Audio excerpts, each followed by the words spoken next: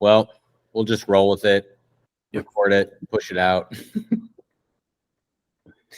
All right. Well, Gilly, I know you have 4,000 really good questions, and you've got me and two smart people on the line. So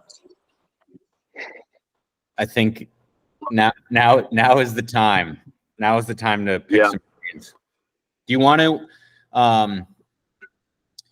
to just give, like, could you just provide us with like an overview of when you bought the property, what type of property it is, and its current status right now?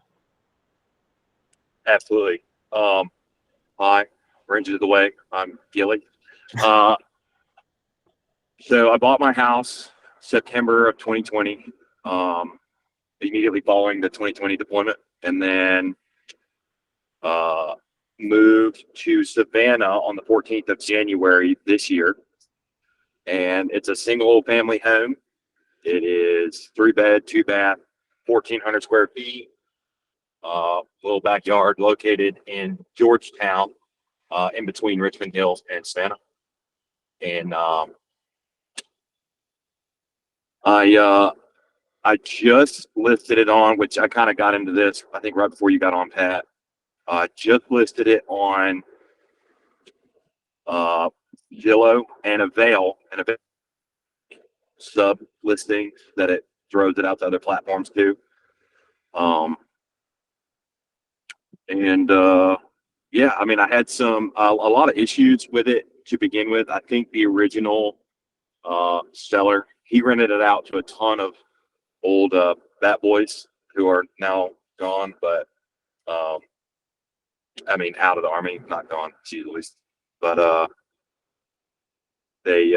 I still get their mail all the time, and the neighbors like, yeah, that's so and so. He was in Ranger Battalion all the time. But yeah, it had some issues. I think the guy who originally owned it before knew about some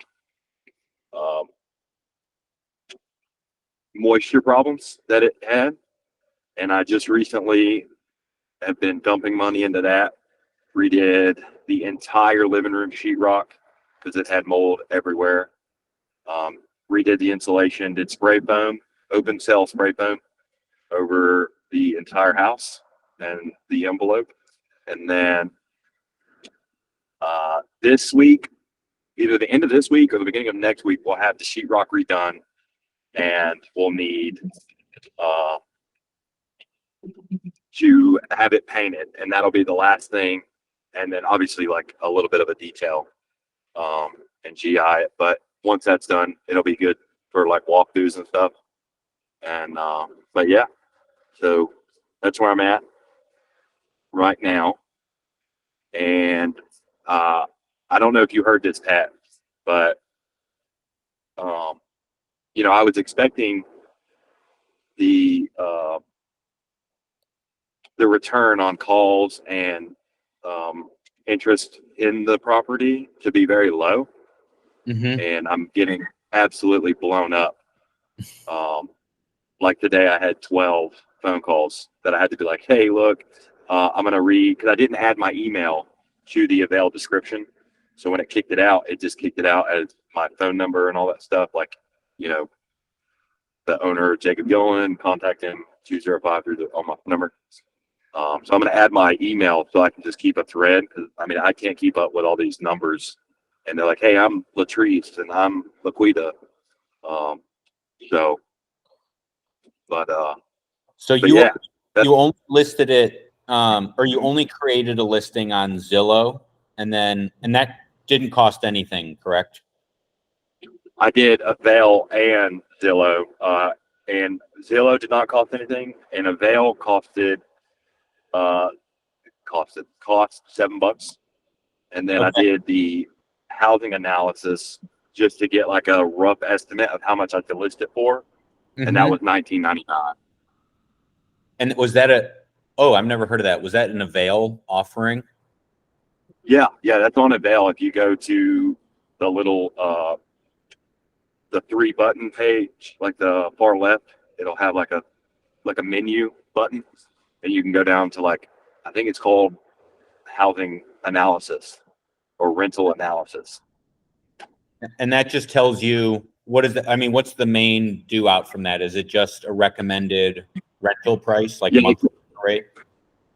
Yeah, it gives you that. It gives you comps. It gives you of like, I think it gave me 49 houses or like 45 houses within a 20-mile radius. It kind of like gave me a radius of what it was going to comp, and then showed me the average compared to my home size to their home size, and year and all that data kind of combined into one like big spreadsheet.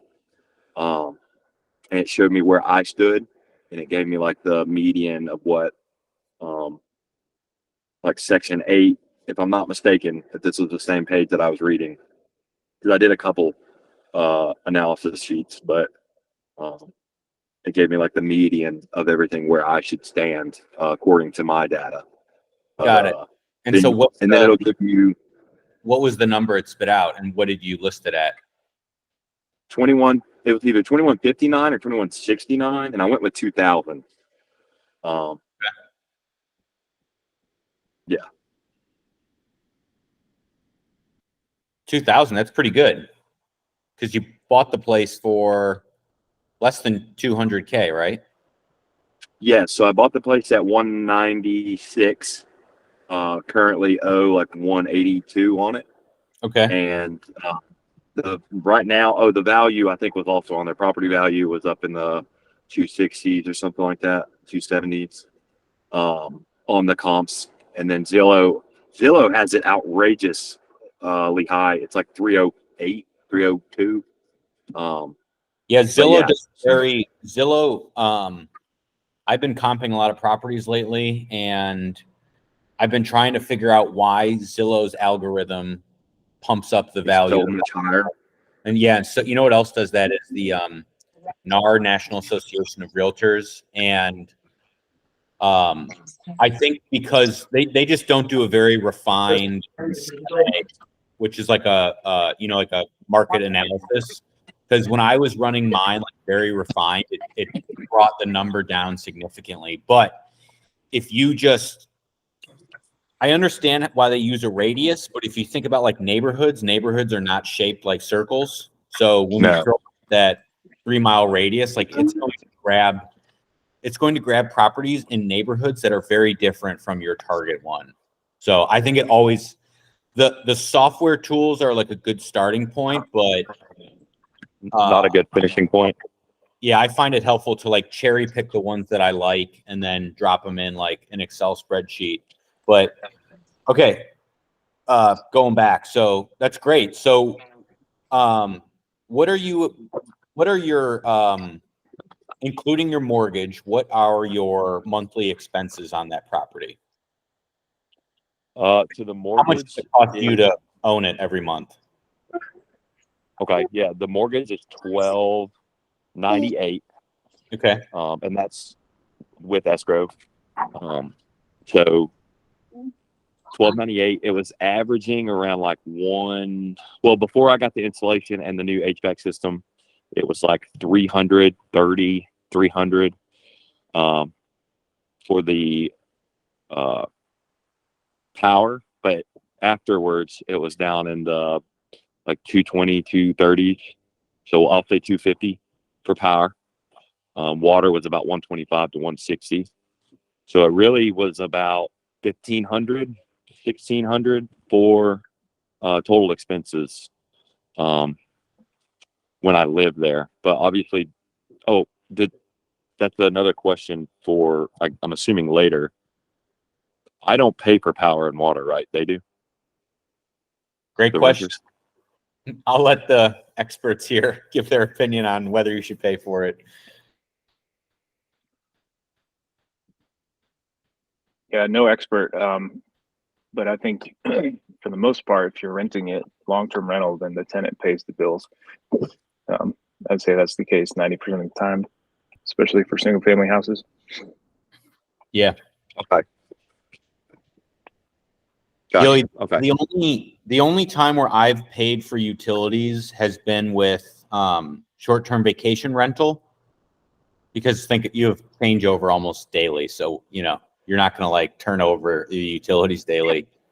And then I've also paid for utilities for my executive rentals, but I charge more, and it's, I'm offering the client a very like low stress, hassle free renting experience, which is what, Okay. if you think of like who's the customer that's going after or like wants like a executive rental, it often is folks that are like traveling for work, who like are often like working their tails off, crunch for time, and the last thing they want to do is be setting up utilities. And it's shorter leases, and like I've found with utilities, like it could be a month or two before you even have them like figured out all the way. And if someone's on a 3-month lease, it's like, what's the point? You know, by the time they figure it out and get their first bill and auto pay, it's like, all right, time to punch out.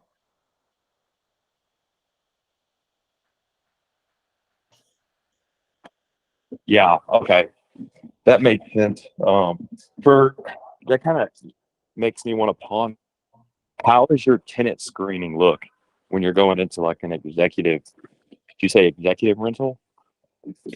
Yeah, what I mean by executive is a furnished rental that is longer than 30 days, because 30 days is often the threshold for a short-term rental or short-term vacation rental.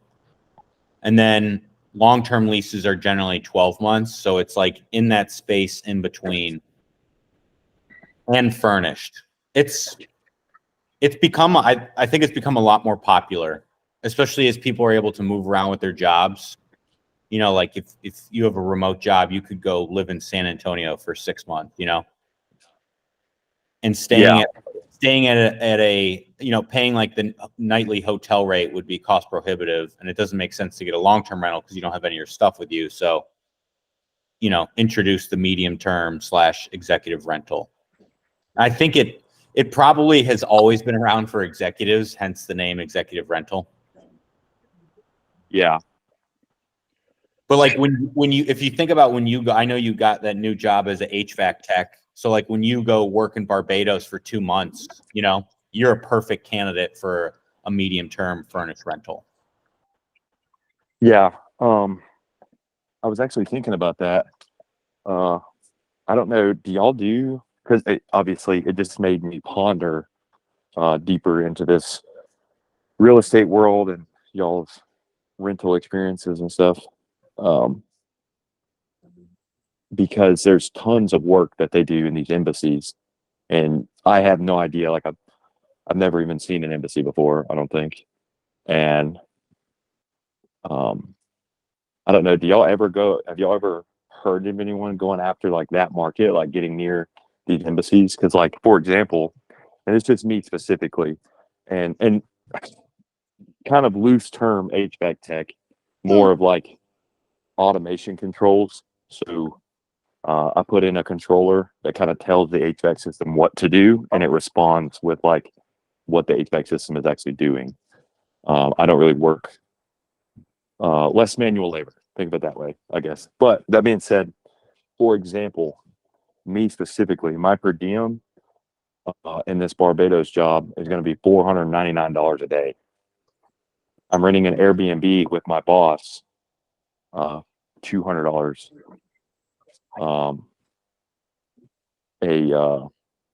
a day, so 100 a piece. But like, has that ever been a thought that crossed y'all's mind? I was just thinking about it today, and I was like, I wonder if these high rollers are doing that kind of stuff. I mean, if you're asking me about like that's like very niche, catering to like embassy personnel, but it goes back to like those are also good people for the executive medium term rental. It's Okay. gotten pretty popular in Savannah. I'm going to speculate a little here, but I think because of the filming industry, you have folks who come into town for like 3 or 4 months. Nurses there's always been a high demand from nurses for the medium term rentals. With a lot of the new like manufacturing that's coming up, manufacturing infrastructure that's coming up in the Savannah area. A lot of those folks go after it. But I also had someone, my current renter, he's actually a longtime Savannah native, and he got divorced, moved out of his house, and just didn't want to deal with buying another house. And he's got money. And so he's got a pretty stress-free arrangement with me.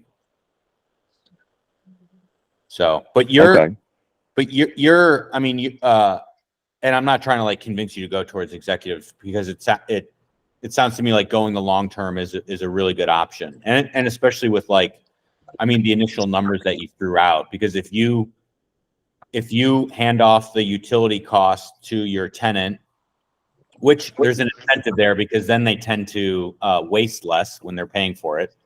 When you're not, you know, like you own a hotel, if you're not paying for utilities, like, yeah, freaking leave all the lights on. But it sounds to me like you're going to have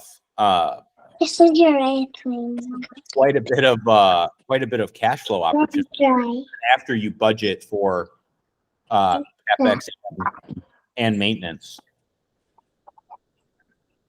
Yeah.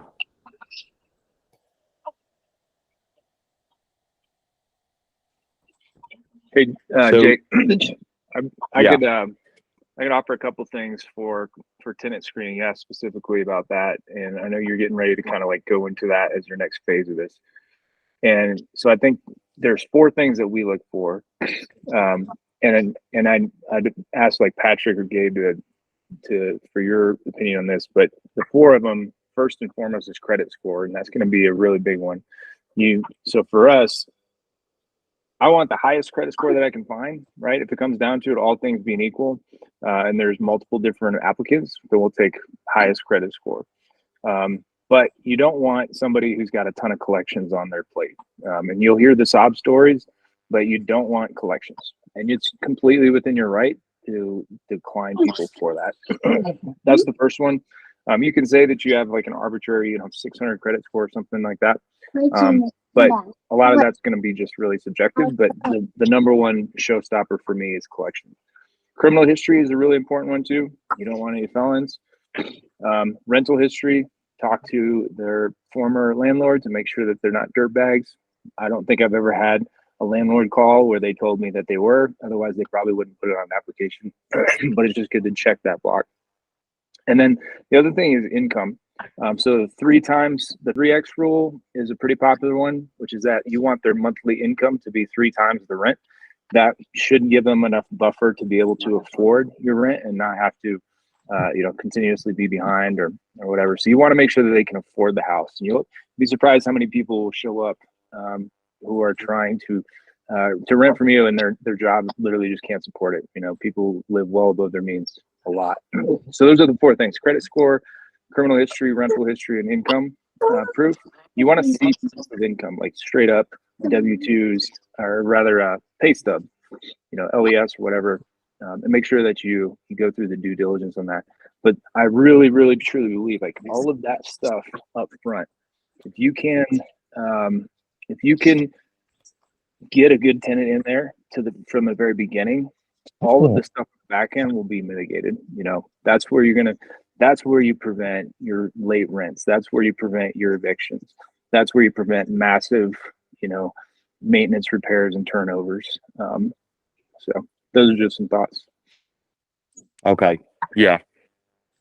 That was going to be my next question, was like, what are your big heavy hitters on the actual tenant screening, who you go with? Like, obviously I had a phone call earlier today and she's like, do you do credit checks? And I was like, absolutely. She was like, okay, well, I just had to file for bankruptcy. And I was like, I can't accept you. I haven't even, I technically am not, I guess I put it on the market, but in my mind, it's technically not on the market right now because I can't do anything with it, obviously. But I was like, I haven't even technically got it on the market. And I already can tell you that I'm not going to accept you.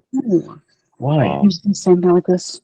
Yes. You can put availability dates on there too. So you can we'll market properties months before they come available. Oh, they've And been fucking so, us up. like, we've typically, so we got a house in Kansas, When you see your and face, like what we have here, you guys have Teresa, a hot mic, we have maybe. thousands working on projects.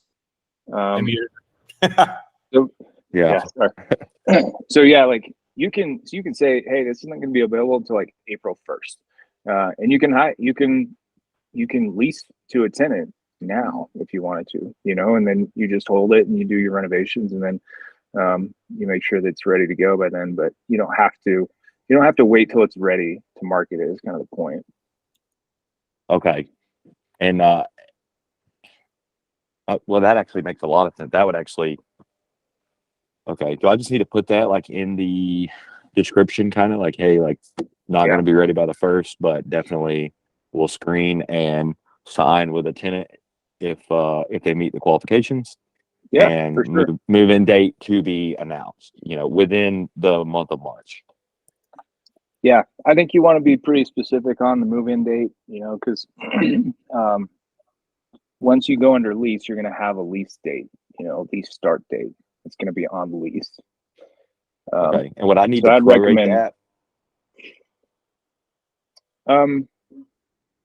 Not necessarily. So what we've done is we'll lease in advance.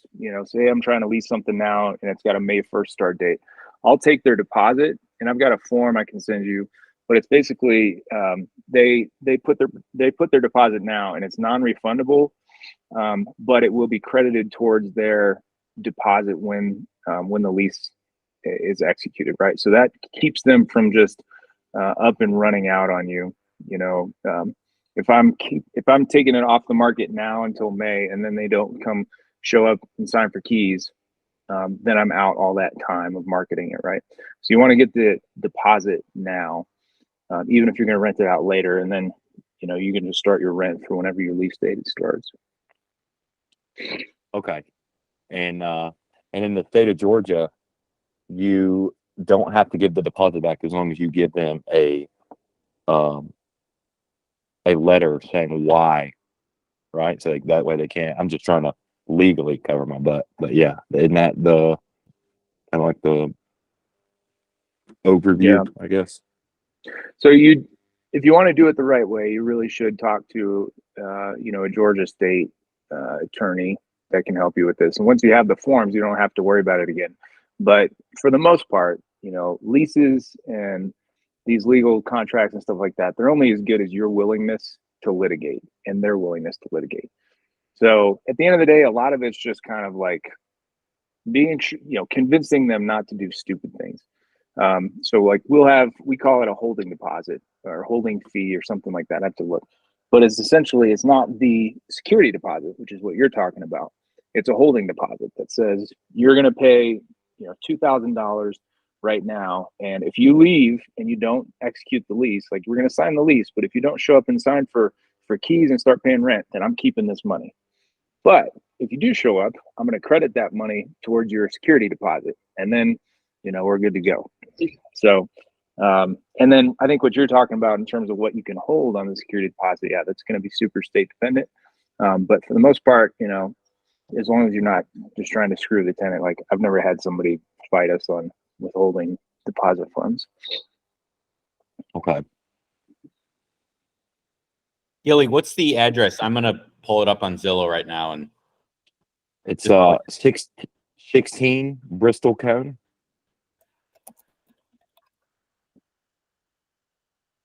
how you spell Bristol? BRISTLECONE, all one word. Got it. Okay, Bristol. Drive, Savannah, Georgia. Got it. Sure.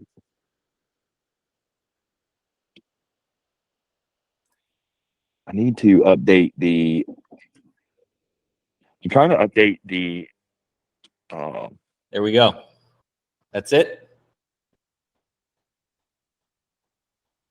The listing, but I'm getting lost. That way, it's not my phone number. I'm not getting blown up. I'm just getting emails about it. That way, I can just look at them later and respond to them later. Jake, you're voice only right now, right? Say that again. You're on voice only right now. Can you see the screen? I did not go. Well, I guess I need to go. Let me see if I can do. Yeah, Do I Patrick's need? got it pulled up right now. It looks like it's not marketed on Zillow right now for rent though. That's Oh, weird. I'm sorry. I took it off today. I'm Oh, sorry. okay. I forgot to. I totally forgot I did that. Because I wanted to add in.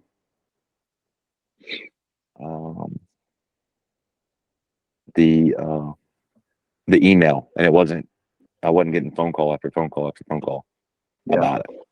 There's If you pull it up something on else Google, we did that I really recommend is, and it's free, is you can set up a Google Voice number, and you can connect that to your phone number. And so instead of tenants having your personal phone, which as you expand is a really bad idea, then they call your Google Voice number, and then that just automatically routes, and then you can answer it, you can call it, you can text. You can do that totally free. Okay. But you can put that Then in contact too.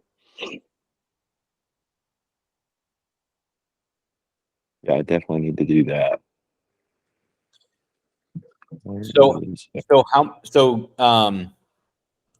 Yeah, I don't know if you're doing this, but it's not a bad idea. Like, everyone who reaches out, log it in something.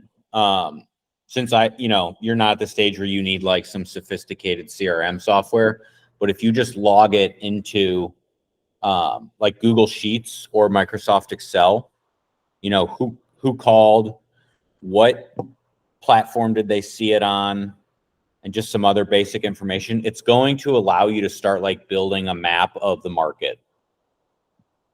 And it's also going to allow you to see like what's like I did this and I blasted out on a bunch of stuff. And then after I had like 50 inquiries, I could say, okay, where do most of my inquiries come from? Well, I found out they came from Facebook Marketplace. However, the Facebook Marketplace leads are also the least reliable. Like Zillow tended to be the most reliable, especially because they can apply through Zillow. Okay. And then with Avail, you've got to see, so Avail syndicates your listing across various different platforms.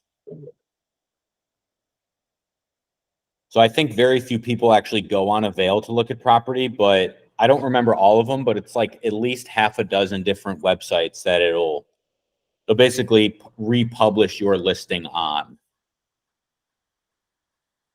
And I haven't had much luck with Avail, but I have used Avail for the application process. And when if you use Zillow or Avail or some software, like it's kind of nice because it won't allow you to overlook the credit or the background check. Because Okay. it's really easy to like, take a phone call and be like, oh man, I really like this person. They sound great.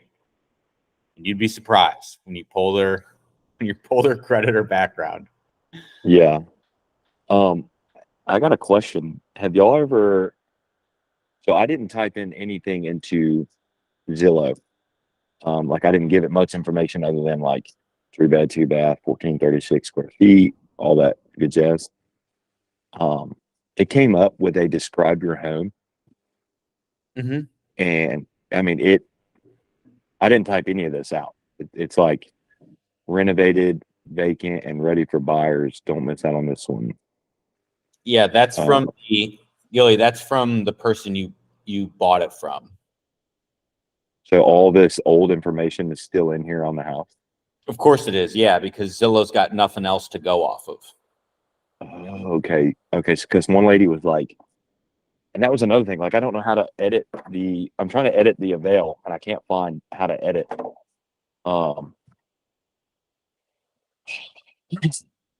Me and computers, I swear. I don't know how to find the like edit description area.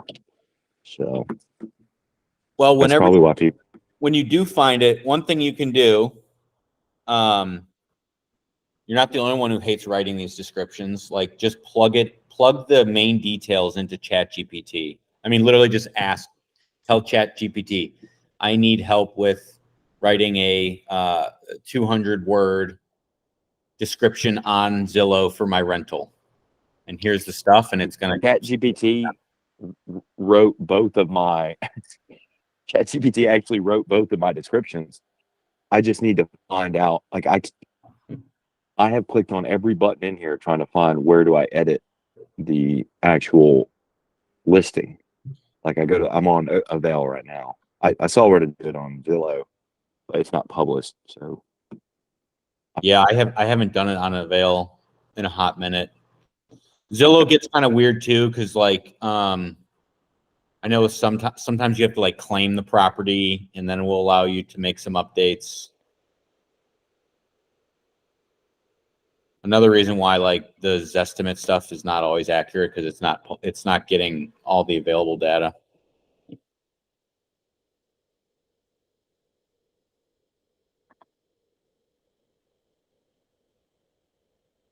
But like fast forward, so you're going to put this back on the market, right?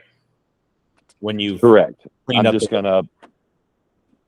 Should I, with me not knowing the date and it being so close to the 1st of January, I'm sorry, of March, would it be smart to go ahead and move it to like the 15th of March and be like, hey, like this is the a better date that would work for both the tenant and me, kind of thing?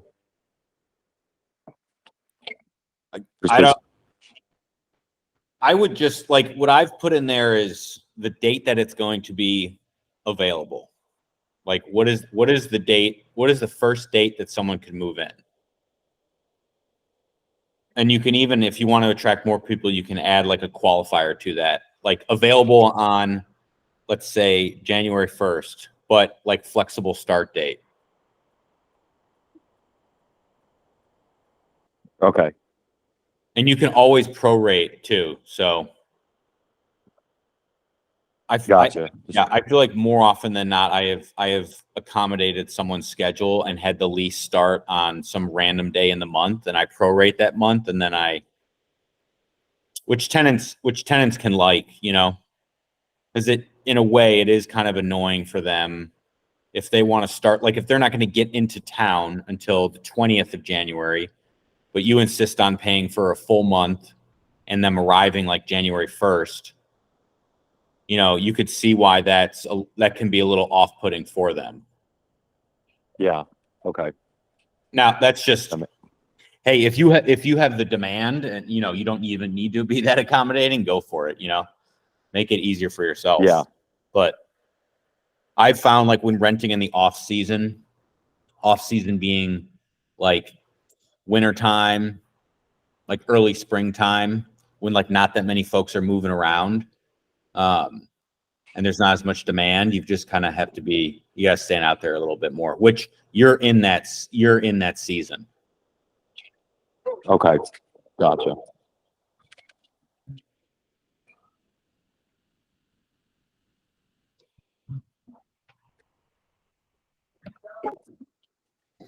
So I would offer two things to, especially if you've already kind of taken it off the market and you're going to reattack. There, you clearly have it under priced.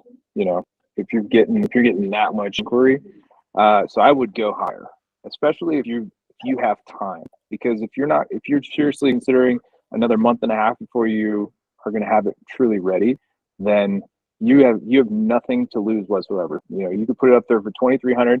You get no bites in the first week, and you can just drop it $50, and then check it for another week, and then drop it another $50, right? So I would vector in and kind of like bracket yourself in like that, rather than just go low at first. And I really don't think you lose a whole lot off of that. And the second thing that will help with that is invest in some professional photography. That's going to serve two purposes. One, it's going to help to market it better. It's going to make it look more expensive, and you're going to have like more inquiries, higher demand, and higher rent. But then second is you get actual documentation of the the house's condition prior to rent. Okay, so when you send a professional photographer in there, they're going to take dozens of photos of everything, and you could tell them to. You can do the whole works if you wanted 3D, walkthroughs or whatever, but that gives you that documentation of all the things. So when they come back and they say, that stain in the carpet was there before, whatever, now you have proof. You don't have to worry about, trying to he said, she said for deposits and things like that. So really super recommended. Every time there's people that I know that do it every time they turn the house over. I think it's probably a little too much, but once you get some good professional photography photos, you can use that to market it every time it goes on the market. Okay. Yeah. Do y'all have a specific one in Savannah that y'all like to use that doesn't gouge you in the wallet or anything? Or that's I don't know if she's still on, but Teresa Vizcaya would be the one to answer that question because she stages the Airbnbs. Hi, I'm here. Sorry. No, you're Yes, good. I actually do have a photographer I can recommend to you. yeah, absolutely. Let me I get my pen. I could probably, if I can give you her info right now, or I could send it after the call. Yeah, But send it.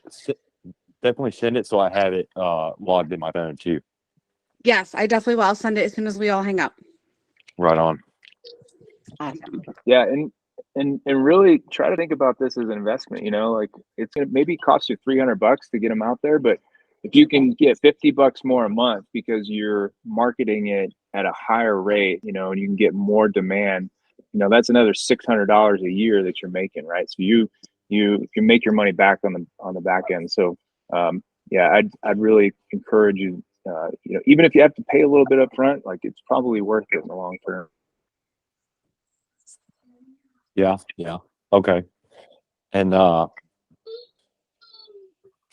Gilly, when you hire that professional photographer, you own those pictures, which is also really helpful when you want to use them over and over, because you can run into issues if, for example, you were using the photos that were on the listing when you bought the house that another agency put up there. Like technically, you might not be entitled to use them, even though Zillow is showing them on your listing. But if you pay for someone, then you got them and you own them outright. As long as gotcha. you sure that happens. Yeah, can I run into legal issues with that? Like, no, what I'm saying is if you hire a professional photographer, you are then going to own the photography, and you can do whatever you want with it. yeah. So I'm talking about the ones I have now. Like, am I kind of crossing over any legal boundaries by using those like that? I don't know, but I'm just saying, like, generally, if you look closely at the photo and if in the bottom right or left corner you see a brand, you could potentially be running into some issues. Potentially. Yeah. Okay. Hey, I know you can't see on the screen, but I just brought up a website, Rentometer, because John was bringing up the fact that, like, hey, you're like probably you're underlisted just based off of like how much interest you were getting. So Rentometer allows you to do like a much more refined search. And I'm doing one for you right now. What is the square footage of your place? 1436. Got it. Okay. Well, so when I run a search with the min at 1,000 and the max at 1,500, the average is 2,054, right? But Okay. I shouldn't have run that search because you're at the top end of it. So that's, Okay. you know what I'm saying? Like, Yeah. so I'm going to change it. I'm going to bump it to, we'll see if we can get really refined, between 1,400 and 1,600 square feet. Yeah, and then it jumps up. So now the 75th percentile is 2,243 and the average is 2,110. And this is where you're going to like, look at the other comps and see how your property compares. Like your property is in pretty good condition. So you might be up there in the 75th percentile, which is like even more justification for you to throw out a higher rent at first. Yeah. I might start off with just 2150, 2200, somewhere in there whenever I go to put it back on. Dude, I've swung then- for the fences before. Like my, the Peach House, you've been over there, the long-term unit, I threw it out there at like 32 and I ended up getting someone at 25, which is still a win. And I was actually 32, like nothing. $3,000, quite a bit of interest. And 25 is what we ended up going with. And we got a great tenant. Okay. Yeah. And it was previously rented from the previous owner was renting out to 2 students, I believe, for $1,800. So, Gotcha. Yeah. yeah. Yeah, treat it like an investment and try and squeeze every drop out of it. Gotcha. Okay. Yeah, my only experience in renting was two of the civilian mechanics, the striker mechanics. Mm-hmm. And I mean, and of course, at that time I was the maintenance like team leader, whatever you want to call it, welder, team leader guy. And so I wasn't trying to like penny or nickel and dime those guys at all. It wasn't like I was charging like $500 a month for roommates essentially. Per and I, it was kind of more of like a friend situation, like, oh, I'll help a brother out. So with this being my first like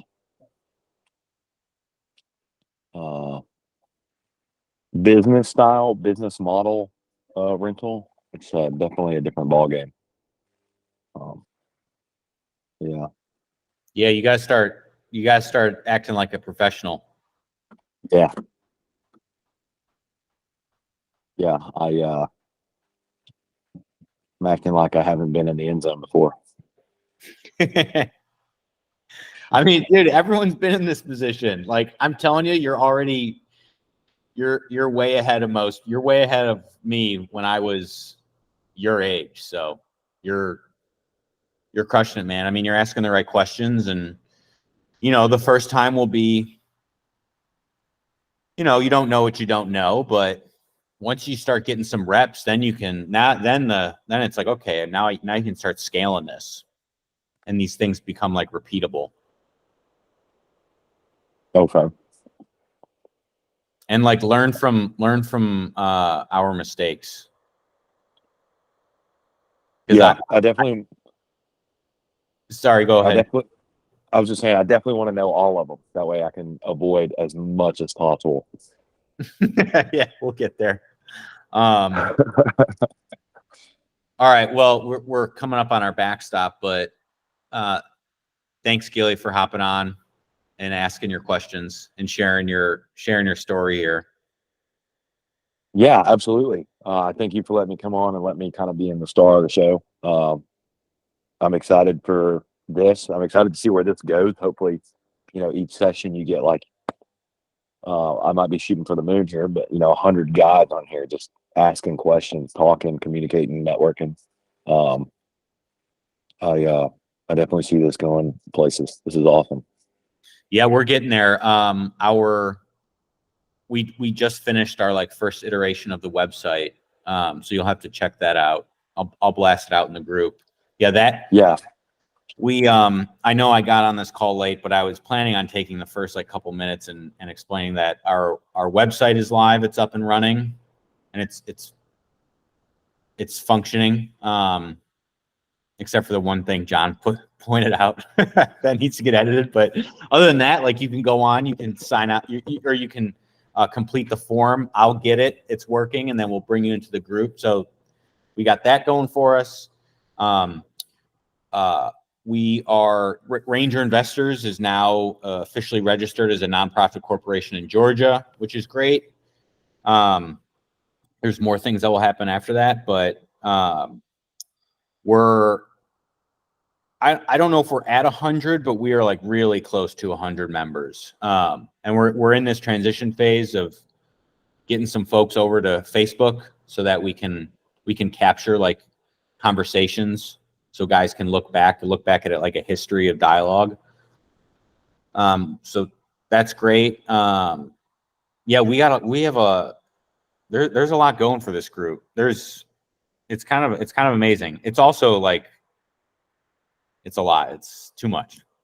I need help. Yeah. Yeah, but no, it's great. I mean, keep spreading the word too. And we're also now, like, Mike Hall is now officially repping Ranger Investors as the avenue for guys who are interested in real estate to go through. So that's helped. There's been like a pretty significant uptick in like inquiries coming my way, and a lot of it's from Mike Hall, which is awesome. So yeah, momentum is definitely building.